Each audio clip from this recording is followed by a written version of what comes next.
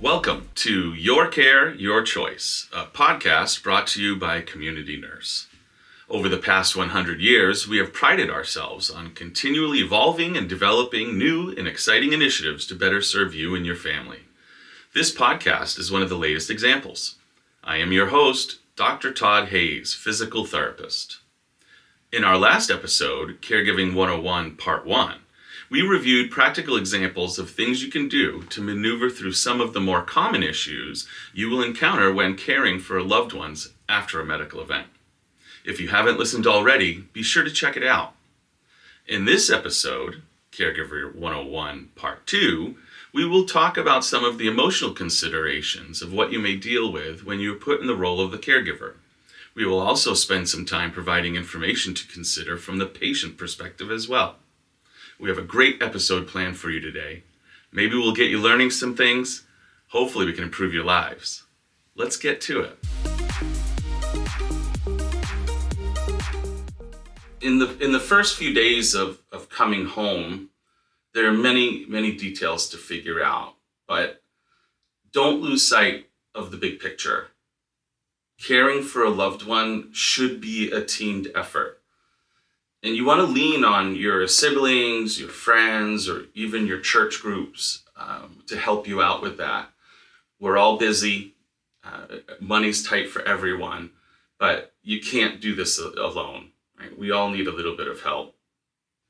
Also, if you can, hiring help can be very beneficial.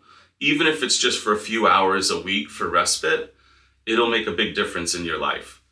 I'm sure your life was very busy before you had to care for someone. It's only going to get more hectic. So having some downtime where you can work on your own self and take a break is very important. And doing chores and going shopping and those types of things are not taking a break. Caregiver burnout is a real problem and can oftentimes lead to abusive situations. So we want to make sure that you have the help and support that you need. Try to spread out the costs. There will likely be some extra money that you have to spend on food or equipment or medications. Spread that out. There are a lot of banking apps and money sharing apps that you can use that can make the splitting of bills simple and instantaneous. And if a person truly can't help you with the finances, leverage that for their time. Have them come in and do the respite for you. Don't be afraid to involve your own teenage or young adult children in the caregiving process. It's great for them to see what you're doing and for them to help out as well. And again, don't lose sight of the fact that the person you're caring for is likely struggling and going through some issues with the life changes they've had to endure. They might be going through physical or mental pain, certainly dealing with the loss of independence, which can affect people differently at different stages in their life. And just the change of setting can affect a person's mood or receptiveness to what you're trying to do for them. Try to keep in mind that your role is to assist the person, right? I'm not talking to the primary person involved in the situation. We're the caregiver here. So try not to take the full stress of their health condition on yourself. You're not personally responsible for the person you're caring for's behavior, whether they follow the instructions or not ultimately. It is a group effort, and we often feel a lot of stress to make sure that everybody's on board and doing the right thing. But that can also become overwhelming, especially if the person you're working with is a little resistant to the situation. People think for themselves, right? So they don't always do what you expect. Sometimes they do self-destructive things. Again, that's not your total responsibility. Try to keep a positive attitude. Remember why you're here in the first place, right? You're caring for someone that you care about and that you love.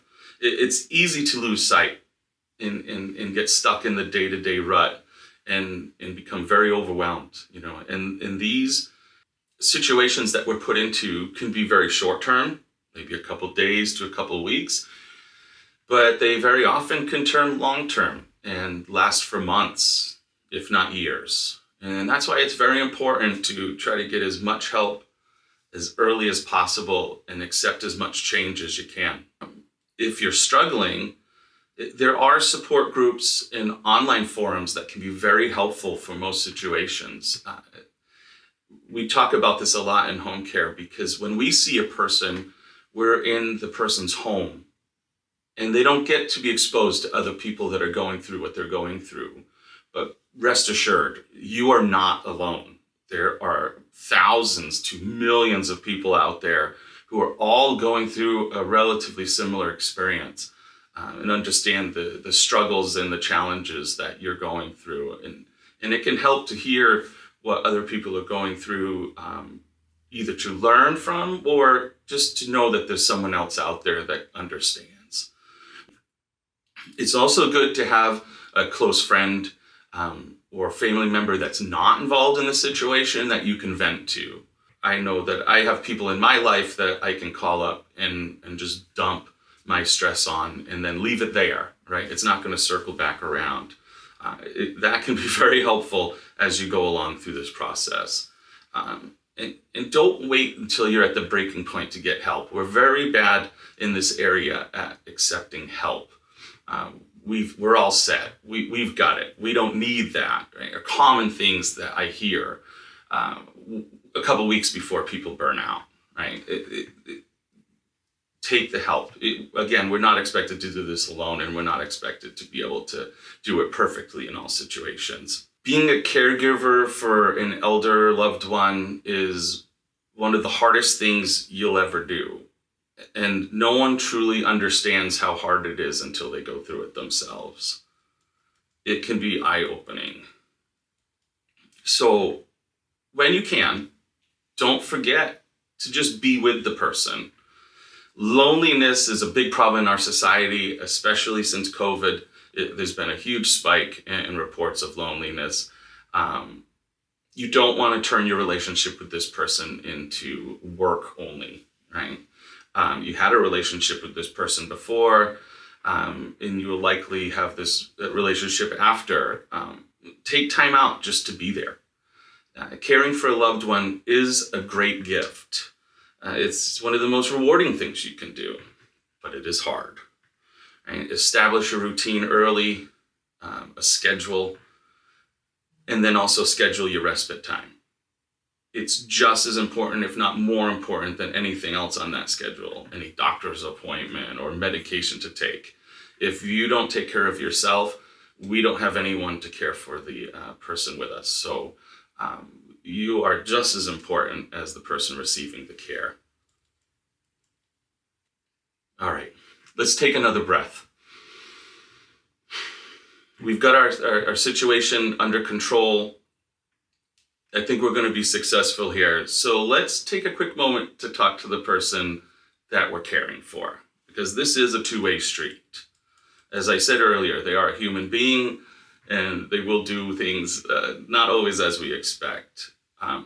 One thing to understand as the person being cared for is that needing help in life is a natural part of living. We need a lot of help in the beginning of our lives. We need a lot of help at the end of our lives, and we need help intermittently in the middle. And the lie that we tell ourselves when we finally achieve independence early in life is that this is the way life's supposed to be. When you really think about it, that's probably one of the shorter periods of time that you'll have in your life. The rest of the time, you're not independent and you need help. It is okay. Be patient. Be kind. Accept the help willingly and early. It will only benefit you in the long run. It makes everyone else's job easier, and it will likely lead to a more successful outcome. Take the help now, and you can avoid needing it much later. I tell my patients that all the time when it comes to using our assistive devices. If you use this device now, you won't need something more significant later. It's the same with the caregiving. If you take it early and often, and that's when you're going to get the most help, it will make everything else down the line a lot easier. Communication is key. We talked about this earlier. The people that you're being or that are caring for you love you and care about you, and that is why they're there. So though you're in a lot of pain or you're very frustrated with the situation and it feels like everybody's just telling you what to do all the time, try to remember to be kind and respectful in your communications. It can make a big difference. A lot of times we hear people who are very sharp and borderline rude. Try to keep it nice. Try to keep it civil. I mentioned quickly earlier that the dynamics of your relationship will come to the surface. When you can, try to mitigate that a little bit and don't let the emotions just swing all over the place. It can make for a very stressful home environment and a very tough recovery. Try to group your needs. One of the things that can burn your caregivers out is when you ask them for some water.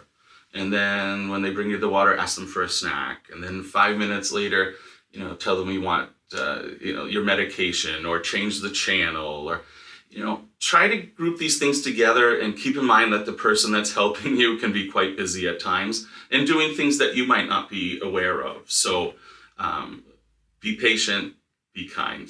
When you can, make a list. It helps people organize and do things more efficiently.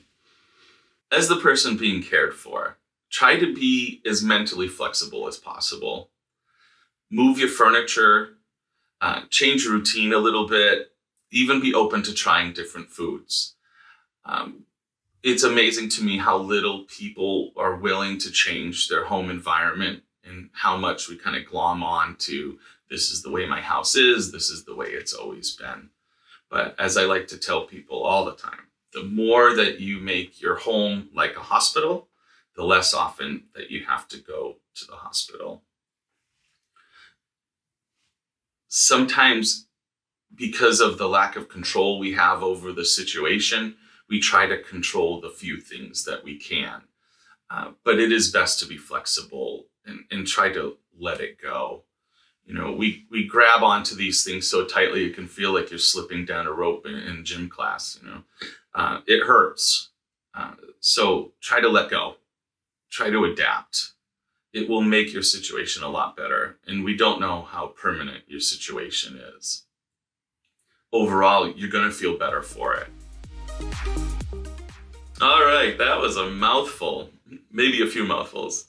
While preparing for this episode, I reached out to my fellow staff. I've read articles over the years and leaned on decades of experience, but I'm certain I didn't cover everything. And as any home care professional will tell you, we learn almost as much from our patients and caregivers as we teach them.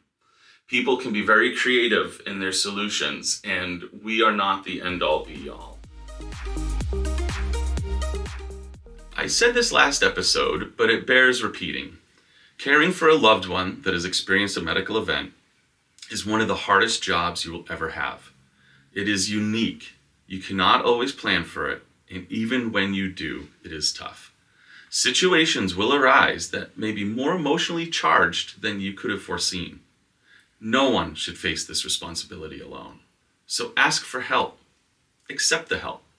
And remember, when it's time to choose a home care provider, choose Community Nurse, and we'll help get you through. As always, let us know how you like the podcast by leaving comments where available. If you think you have any information that will help, let us know. And please remember to follow us on the socials. Thank you for joining us on Your Care, Your Choice. We hope that you'll check out our next episode coming soon anywhere you download your podcasts. So until next time, let's all try to do a little better together each and every day.